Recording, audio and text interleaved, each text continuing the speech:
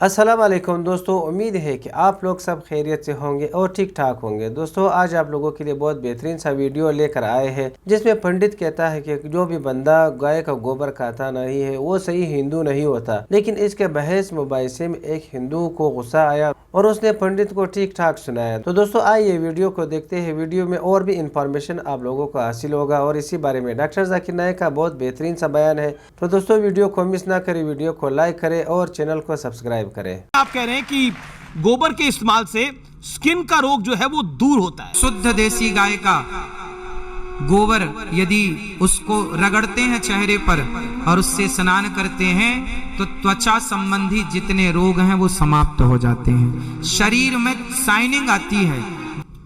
जी, जितने यहाँ हमारे आचार्य ब्राह्मण जन बैठे हैं पूछिएगा, ये परंपरा रही है हमारे यहाँ। श्रावणी त्योहार होता है ब्राह्मणों का, उस श्रावणी में हमारे यहाँ गाय के गोबर से, गौमूत्र से, गौरज से स्नान करने की परंपरा हजारों सालों से रही है। पूछ लीजिए सबसे। आप तो सबको कह रहे हैं ना ऐसे ही करके नहाएं। अरे तो जब परंपरा रही है तो उसमें कोई साइंस रहा होगा। गाय के गोबर में कितना गुण होता है। बिल्ली की पोटी की कॉफी पीने में ऐतराज नहीं है तो गाय के गोबर से स्नान करने में क्या ऐतराज? जी, अब मैं अगले प्रश्न में आता हूँ। बिल्ली की नहीं है महाराज। किसकी है? आपको नहीं मालूम है? सब पता है, आप छिपा रहे, आप बिल्ली के मामा लगते हैं। और जानवर की है। अरे एक सेकंड, आप क्या कह रहे हैं? वो बिल्ली की पोटी नहीं है तो किसकी पोटी है? वो बिल्ली की पोटी नहीं है, वो किसी और जानवर की है। वो कॉफी में डालते हैं, उसका जो टेस्ट है उसको कम करने के लिए। आपकी यही तो बात है। आप प्रॉब्लम ये है, वो कह रहे हैं कि मलमूत्र जो है, वो जो मलमूत्र है, वो जो जिसे मलमूत्र कहते हैं, वो बिल्ली का नहीं है, किसी और जानवर का है। अब देखो ये बिल्ली का पक्ष लेने बैठ गए, जबकि ऑन रिकॉर्ड गूगल करो तो मिल जाएगा कि बिल्ली की पोटी की कॉफी बनने। लेकिन ये लगता है बिल्ली कह रहे कि जो पोटी है वो बिल्ली की नहीं है, किसी और की है। किसकी? आदमी की है। बताओ किसकी है? कोई विदेश। आपका स्वैग इसलिए आप बहुत बड़ी महंगी गाड़ी पे घूमते हैं। एक तस्वीर है मेरे पास जिसमें वो गाड़ी करोड़ों रुपए की है, उस गाड़ी पे आप घूम रहे हैं, वो तस्वीर देख लेते हैं। अब ये बहुत महंगी गाड़ी है। ये मेरी नहीं है भगवान, जिसके यजमान के घर जाता हूँ। अब मैं आपके स्टूडियो में बैठा हूँ तो कोई कह रही है अनिरुद्धाचार्य जी का स्टूडियो, ये मेरा हो गया क्या? भाई मैं यजमानों के घर जाता हूँ तो वो अपनी गाड़ी से ले जाता है। खुद आप डिफेंडर में घूम रहे हैं। आप मेरी गाड़ी नहीं है, आप दिला दो मेरे को ये गाड़ी। अल्लाह ने इंसानों से कहा है, अल्लाह कहता है कि 4 पई जानवर आपके लिए हलाल है, सिर्फ वो जानवर हराम में जिसकी मुमानियत है, बाकी 4 पई जानवर हलाल है। कुरान में अल्लाह ताला फरमाते हैं सूरह नहल में सूरह नंबर 16 आयत नंबर 5 में कि अल्लाह ताला ने भेड़, बकरियां, गाय, कैटल आपके लिए बनाए हैं ताकि आप इनसे गर्मी हासिल कर सको और इनका गोश्त खा सको। अल्लाह ताला फरमाते हैं सूरह मोमिनून में सूरह नंबर 23 आयत नंबर 21 में कि बेशक भेड़, बकरी, गाय में आपके लिए निशानी है। इनके पेट के बीच और खून के दरमियान मिलता है दूध जो आपके लिए सबसे बेहतरीन है और इनका गोश्त आप खा सकते हैं। तो जब अल्लाह सुब्हानहू व तआला हमारा खालिक गोश्त खाने की इजाज़त देता है तो क्यों हम गोश्त न खाएं? आज की साइंस कहती है कि जिस्म में 23 अमीनो एसिड की ज़रूरत है, जिसमें से 8 अमीनो एसिड जिस्म में पैदा नहीं होते और ये 8 अमीनो एसिड खुराक में अपने खाने में लेना ज़रूरी है। कोई भी घास फूस, कोई भी भाजी पाला, कोई भी वेजिटेरियन फूड नहीं है जिसमें सारे 8 एसेंशियल अमीनो एसिड एक साथ मौजूद है। अगर एक साथ मौजूद होते उसे कहते हैं कंप्लीट फूड, कंप्लीट प्रोटीन। अल्हम्दुलिल्लाह गोश्त में 8 अमीनो एसिड मौजूद है।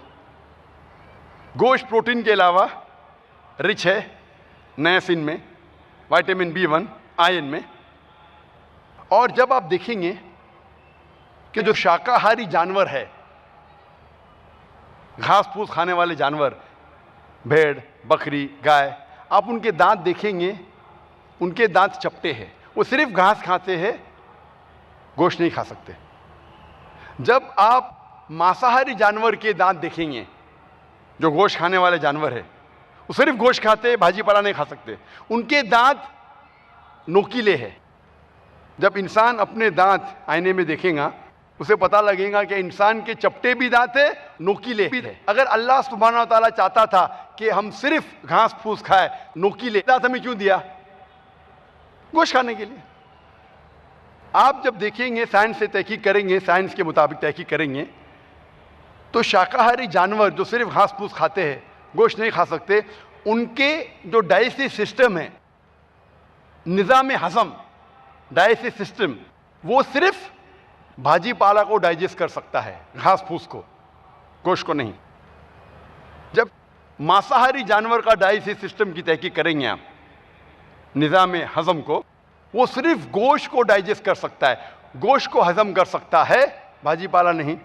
इंसान का डाइजेस्ट सिस्टम अल्हम्दुलिल्लाह भाजी पाला भी डाइजेस्ट कर सकता है, हजम कर सकता है, गोश्त भी हजम कर सकता है। अगर अल्लाह ताला चाहते थे कि हम गोश्त नहीं खाएं, तो ऐसा डाइजेस्टिव सिस्टम क्यों दिए जिसे हम गोश्त डाइजेस्ट कर सकते?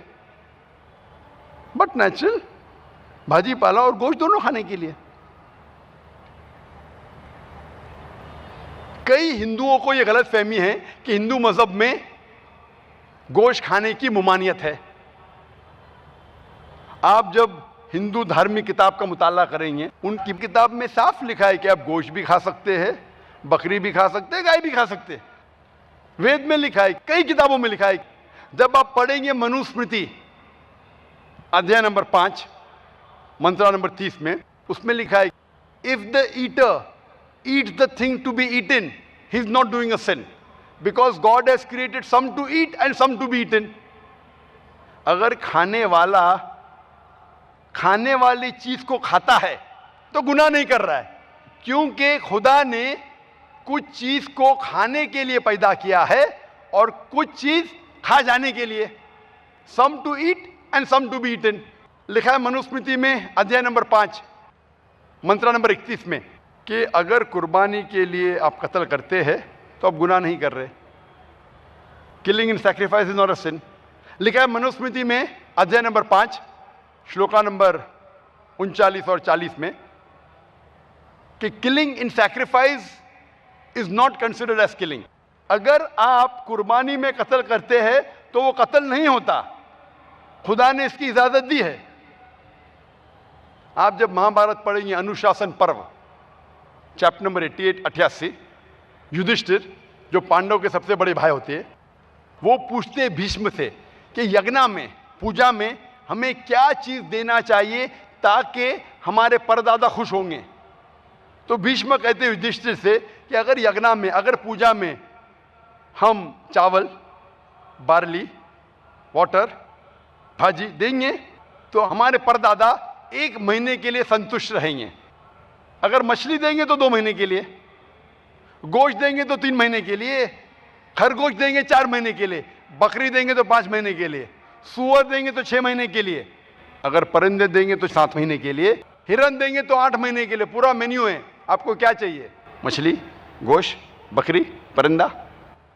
अगर भैंस देंगे तो 11 महीने के लिए, अगर आप गाय देंगे तो 12 महीने के लिए, और अगर आप राइनोसरस या रेड मीट ऑफ गोट देंगे तो हमेशा के लिए संतुष्ट रहेंगे। पूरा मेन्यू है, क्या चाहिए आपको? फिर भी हम देखते हैं कि हमारे हिंदू भाइयों और बहनों, उनको गलत फहमी है कि हिंदू मजहब सिखाता है कि गोश्त खाना हराम है। क्योंकि जब हिंदू मजहब से काफी लोग जा रहे थे और मुतासिर हो रहे थे दूसरे मजहब से, वो क्या करने लगे? दूसरे कल्चर अडॉप्ट करने लगे।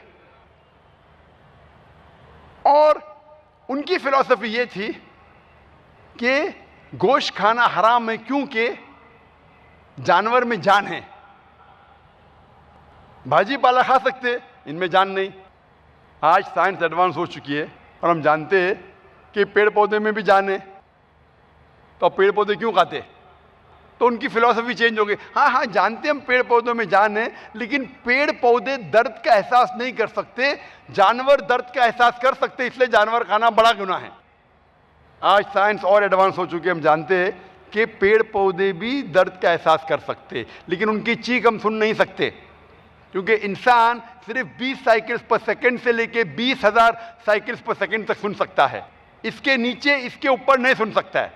आपने सुना होगा साइलेंट डॉग विसल, एक खामोश सीटी, कुत्तों की खामोश सीटी, क्योंकि कुत्ते सुन सकते 40,000 साइकिल तक के। तो दोस्तों ये थी हमारी आज की वीडियो। उम्मीद करते हैं कि आप लोगों को पसंद आई होगी और आप लोगों के मालूमात में इजाफा हुआ होगा। दोस्तों आप लोगों ने देखा कि पंडित क्या अनाप शनाप बोल रहा था। कभी तो बोलता है कि आप लोग गाय का गोबर खाओगे तो उससे आपको सेहतमंद हो जाओगे, गाय के गोबर चेहरे पे लगाओगे तो चेहरा चमकदार हो जाएगा। ये सब बातें जो है ये पंडित लोग अपने आप से बनाते हैं। इन लोगों की ये कोशिश होती है जो ये करते हैं वो हर आम हिंदू से करवाए। लेकिन दोस्तों अभी हिंदुओं में भी शऊर आ गया है, वो बुत परस्ती से भी भागते हैं और वो जो है दोस्तों ये गाय का गोबर खाने से भी अभी दूर हो रहे हैं। और आप लोगों ने देखा दोस्तों डॉक्टर जाकिर नाइक का बहुत बेहतरीन सा बयान था। दोस्तों वीडियो आप लोगों को कैसी लगी कमेंट सेक्शन में जरूर बताना और अपने राय का इजहार करना। अब तक के लिए इतना, मिलते हैं नेक्स्ट वीडियो में, इजाजत चाहते हैं, अल्लाह हाफिज।